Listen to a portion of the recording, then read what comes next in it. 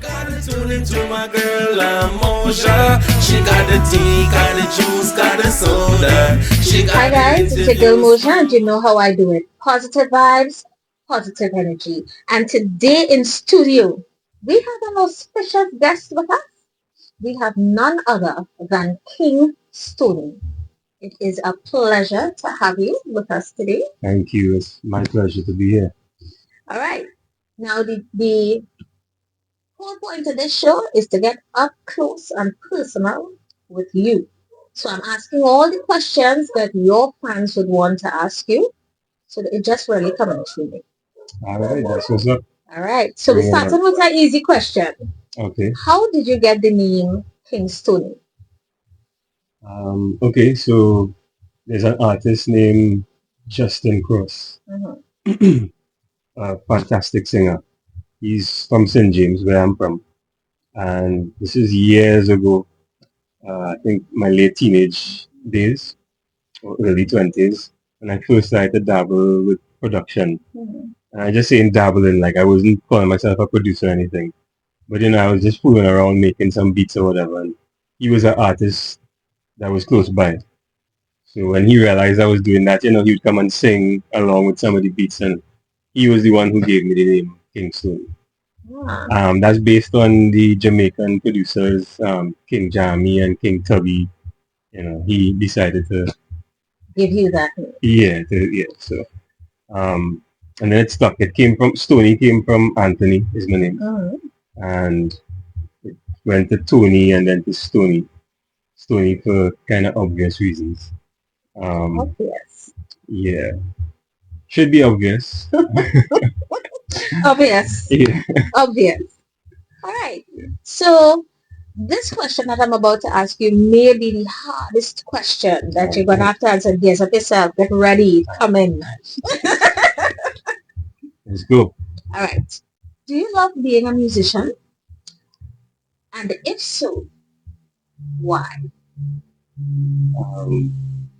Absolutely.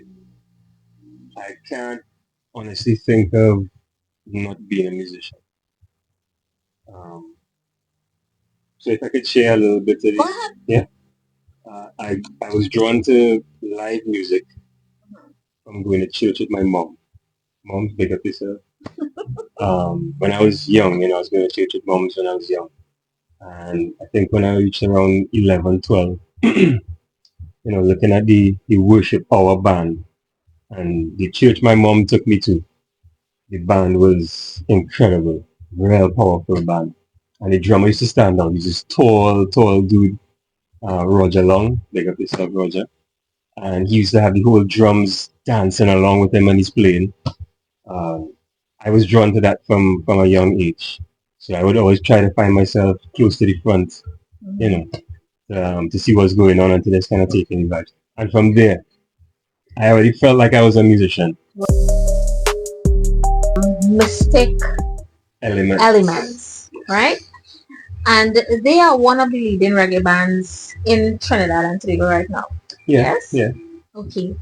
Tell us about that journey. Okay, so before Mystic Elements, I played drums for several different bands. So from that point that I was talking of when I started to actually play music and get on stage. Right. So that would have been around 15. I formed a band with a couple of youths around my age. We were the youngest and we were playing rock music. All of us were just excited about the kind of energy was coming from rock music. It's very challenging. Right. Especially the drums. So that stood out for us. So we got into that and we were the youngest band on the scene. This is like how old we talking about? I was like 16. And the youngest band member was like 14 or something. Justin, big up yourself. And yeah, we came out. Started to play our first shows. My first set of shows were actually played with my head down for the whole show. I was hiding behind the drums and I had my head down. So, it has that growth. Yeah, and that kind of growth where you grow to come out of that shell and right.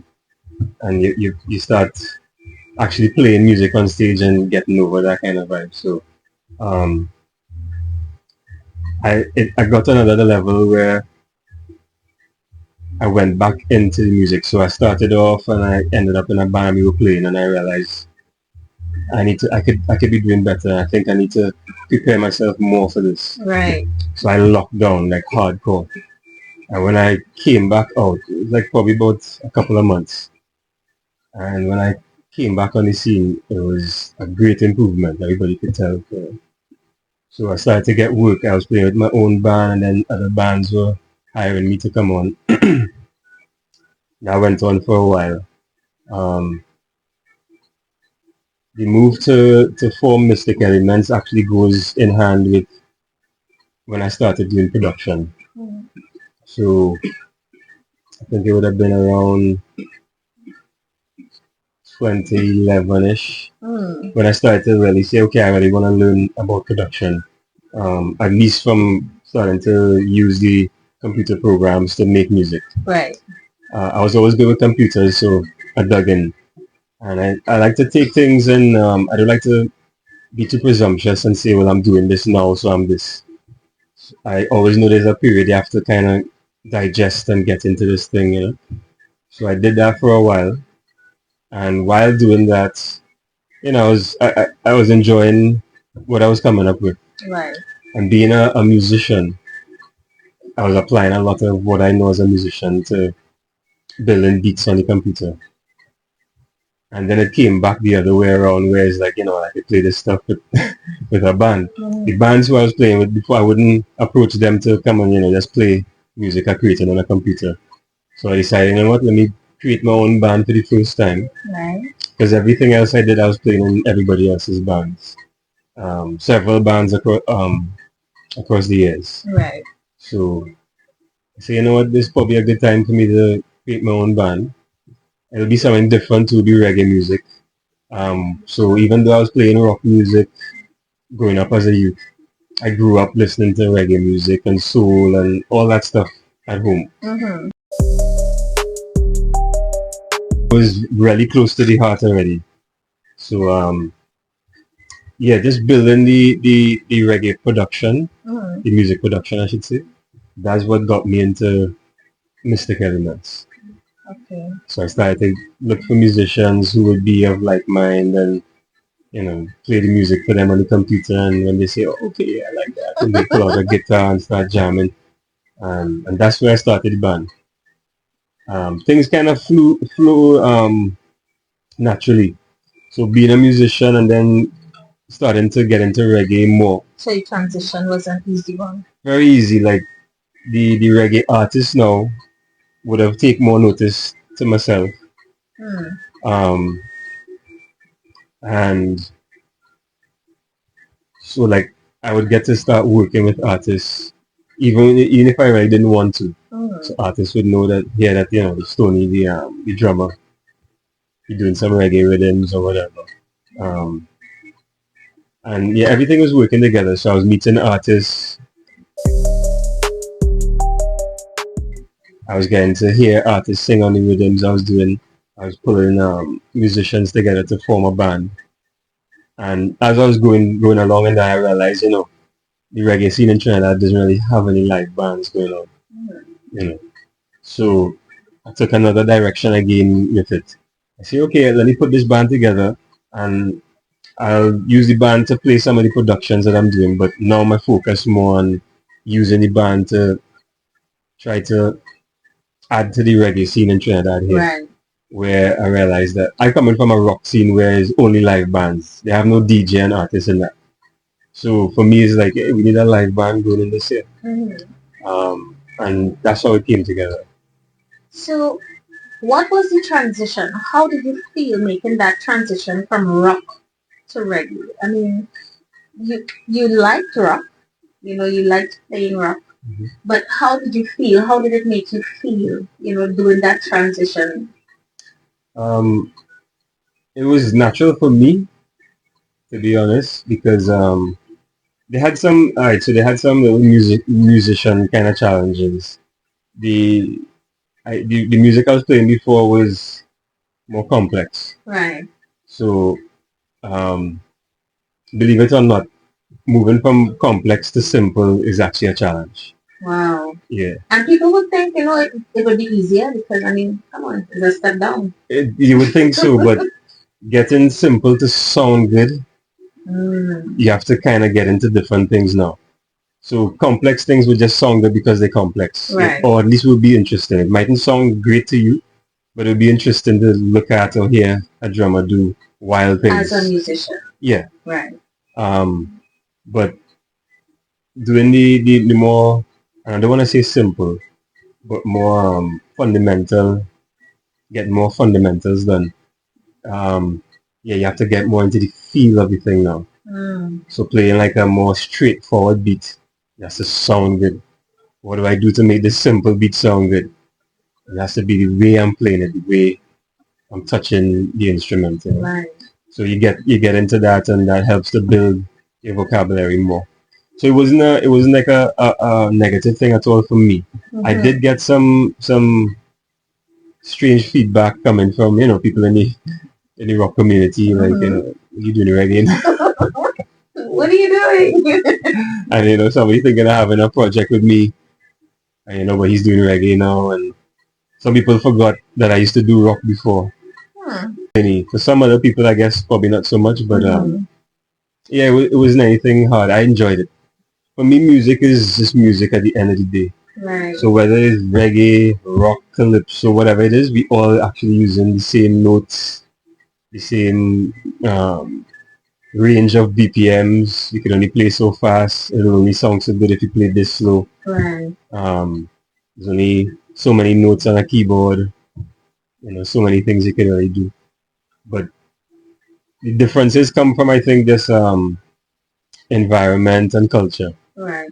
So what we express here in Trinidad as music, it comes out like calypso and soca. But it doesn't mean that's our only range by any means at all. And somewhere else is expressing music in a different way because of their surroundings and their culture. But it's still you can still use the same notes, So for me, music is music. I like the challenge of getting into different styles or genres. So yeah, for me it was enjoyable. Just an easy transition. Yeah, for sure. All right. So we all know Stoney, right? King Stoney. And we all know that he has very strong views about specific topics. So we're going to get into that now. So tell me, what are your views on the hustler culture in Trinidad where reggae music is concerned? And when I say the hustler culture, I'm talking about the fraternity that's not working together and everybody working separately to make the hustle, the money. You understand? So like you're a producer, so let me use your, thing as an example. We would have artists that are not vocally inclined, but a producer will still take the money, record them, knowing that they're not singing good and no radio station might play them. You understand? And for me, that is a hustler mentality, right? What are your views on that? Yeah, that's a hot topic. The hustler mentality will span through the culture. So where it finds itself in reggae, it didn't start in reggae. So that's for sure.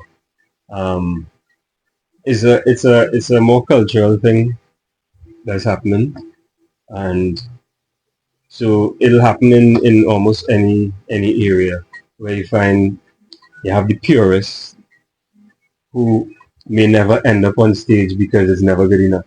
Right. Kind of thing. You never get to hear the work that they do. They're purists, and if it's not pure, they wouldn't, They're not talented. No. Right. And then you have, just the musicians who might culturally connect to a certain style of music for different reasons. Whether it's because you're a Rasta, or, you smoke herbs, or a bit of both, and the whole culture, it's kind of natural you'll be drawn to, if you're going to express yourself in music, you're drawn toward doing reggae music. Right. Um, and then you have, opportunists because music is generating money. Music generates a lot of money. It generates money that people are not aware of a lot of the times. So the people who are aware of the kind of money that music can generate, this is where you see the opportunists and hustlers coming in. I could speak for myself and say I don't I don't do the beat builder route and just like send out beats and post beats up for sale and that kind of thing. At the same time, I don't shun that. I don't, you know what I mean? Because I don't know how that person paying the bills who's doing that. Right. And I don't want them to live on the street, you know what I mean? If that's what they need to do to get it done, by all means. But I know I can do what I think would benefit the thing that I'm in. So I would work on myself and, you know what I mean, and do what I think is right for my community. So development. So the example you brought up, where there's an artist who requires the development, I definitely stop you there and let what I'm hearing and what I think you need to work on. Right. Even before that, I would always ask the question. This question here kind of sets the tone for the whole thing. What are you getting into it for?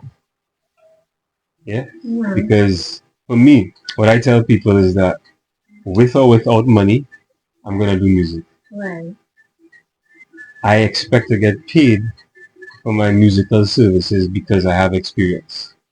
I have expertise, I have experience, and I have skill. Right. So I expect to get paid like anybody else for the skill and expertise that you have in any field. But whether or not money is part of the equation, I'm gonna do music. I do music, something with music every single day. Before I came here, I was finishing up a rhythm that I'm preparing for my next release. Right. I have 3 releases before that I'm organizing. I have a release coming out with Jari Thunder, Big Up Yourself. That's coming out soon. So every day, and that's nothing that every day I'm getting paid for that stuff that I'm doing. It's a passion. It's part of my life. I live music. Right. So everything I'm doing, there's something attaching to music with it in some kind of way. Whether it's a inspiration, a motivation, or just something to probably even suggest to artists to write about. So from that topic there, like the hustler thing in it, my thing is I will do what I can to help artists who say, when they answer that question and say, well, I want to do this as a career. I want to do all the right things that I need to do to get myself in a position where I could do this and make some money from it. Right. But it's my passion. I'm gonna do it anyway. So once I have an artist who's saying that, then I'm gonna let you know, okay, well then you're gonna need to get some either vocal training, some kind of development, get yourself knowledge on the business. Back then it was important. Today is probably, they say now 80% is learning the business, 20% is knowing how to play music. Wow. That's what's gonna decide if you're making sense or not, kind of thing. So definitely learn the business, you know what I mean, and whatever development you could do, I would suggest that. So Right. But you can't stop the hustle. We can't stop the hustle. No, I could do it how I think would be beneficial, but can't stop the hustle. Can't stop the hustle, people. You heard it here from King Stoney. Yes. All right. Now, do you think that the hustle has negatively or positively impacted the reggae industry or lack thereof in this country? Right. Yeah. So benefit, Mm-hmm. when it comes to hustling, the benefit is usually an individual benefit. Right. Almost always. Who's doing the hustle is who's going to benefit from it. Anything after that is just by the way. Mm-hmm. Something might have, you know, did well by the way, you know. So just based on that, in terms of standard, quality, and production, there's not going to be much benefit in the hustler way, you know. So just the example that you brought up in terms of a singer who needs work done, Right. and the producer's not going to say anything about it, just going to record that and send it out anyway because you're getting paid. Of course, that's negatively impacting our scene Right. because we could have gotten better quality if only you would, you know, you were taking more of an interest in it and push that artist a little more. Mm-hmm. Or even not, you know, not do Not it working because, with the person at all. yeah, if you realize that, you know, you just kind of, it really is a ticklish thing because in Trinidad we have a huge market, I think, for it. I think because it's been going on for so long, we actually have a market for hustler music now. Right. So like the kind of music that would blow up in Trinidad here. I mean the depth that you're looking for in music that some of us looking for. It's not there, you know what I mean? It's how to say party music and you know Mm-hmm. surface level music. Right. You don't really need to have any matter of fact, if you come in with something a little bit like nonsensical, like it'll probably hit off, you know? Yeah. So it's strange. It's strange to answer that question here in Trinidad because there's actually like a whole industry For that. for that. Yeah. You know, I mean, if it sounds kind of funny, it's probably gonna do well in Trinidad. Mm-hmm. But it's not lasting. It can't be. It's not It can be. lasting. It's like what this artist I know who turns it fast food music. Mm-hmm. You know, it has a little short lifespan and then it fizzles out. Yeah. You know. Let's talk about the moods, the many moods of music, right? Now we know that music carries energy, frequency, and that kind of thing. And the sound waves that it creates is a vibration, right? And that produces the frequency, right? Mm-hmm. Now, what I want to find out is, dependent on the pitch and the rhythm, right? Tell me how you feel reggae music impacts its listener. Mm. Yeah, reggae music has different sides to it too. Right. So we have reggae music that is meditation music for sure. Anybody who listens to it will get that energy from it. Mm-hmm. You throw on some midnight right now and you don't have to be smoking anything, you're probably gonna feel a little bit high. People who have gone to midnight concerts, I've seen them, they're non-smokers and they're getting high in the concert Mm-hmm. because that's meditation music. Right. But then they have sides of reggae that is dancing music. Mm-hmm. You know, it's good time music. But the majority, by far, of the scope of it is on the, I would say, higher frequency side. Right. Is definitely vibrating on a higher level where you're not getting any ill vibes from it. You're not feeling to do somebody something. So you're not going to put on reggae to go and do a drive-by. I highly doubt that. I mean, if you do, I'm not sure what's going on. You know what I mean? Yeah, we don't have reggae music to support those kind of energies. Right. You know, it'll probably convince you not to do something. You know, if you turn it on, which is why you're not going to turn it on. You know, you want something to fuel that fire kind of thing. Mm-hmm. So if you're looking for a certain vibe, you're going to turn on reggae. I think some people who I know who listen to reggae non-stop, I think it's because they're trying to create this atmosphere and tune out all these other frequencies that you're talking about. You know what I mean? Because there's so much other music that you could listen to, but it becomes so challenging to just stay focused and stay on a good balance. And some people just all day, they just listen to reggae music. Yeah. And they can't go wrong. You know what I mean? It keeps the vibration up, you know.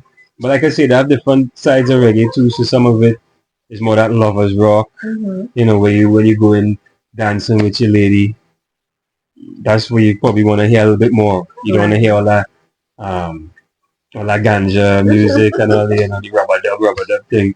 Well, that's nice too for dancing, but you know, if you're going out with your lady, some nice Barris and some Taurus Riley and all that kind of, you know. So setting the mood and the tone definitely, you know, music is going to do that. So that's why I see reggae in terms of that. Reggae is a high frequency music for sure. You hear people confessing and professing about it too, that is their medicine. I don't take them slight at all when they say that. I believe them. I have a brother, Stephen, big up yourself. He's a reggae connoisseur. And he says that, you know, reggae, besides just enjoying the music and, you know, I mean, enjoying the vibes, if he goes out and listen and he dance or whatever, is a part of his, like, you know, his medicine. You know, and I know many people like that. I could say that for myself too, but to be honest, being a producer, you don't even get to listen to much music. What? Yeah. I don't listen to anything else. Like I go somewhere or chilling somewhere and music playing. I might have real strange feeling to listen to some Nina Simone at home. Or something different, you know? But because I'm working on music so much, I don't really feel to like listen to anything, you know? Understood. But definitely the feedback is that reggae music is that healing, that high energy, high vibration, you know, feel good music. Right? Sure. Somebody told me that there is this one thing that you have to have in your plate when you eating. You want to tell them what it is? Plantain. And to be more specific, I see when people giving you a plate of ital or something, they like to give me like a 2-3 slice of plantain.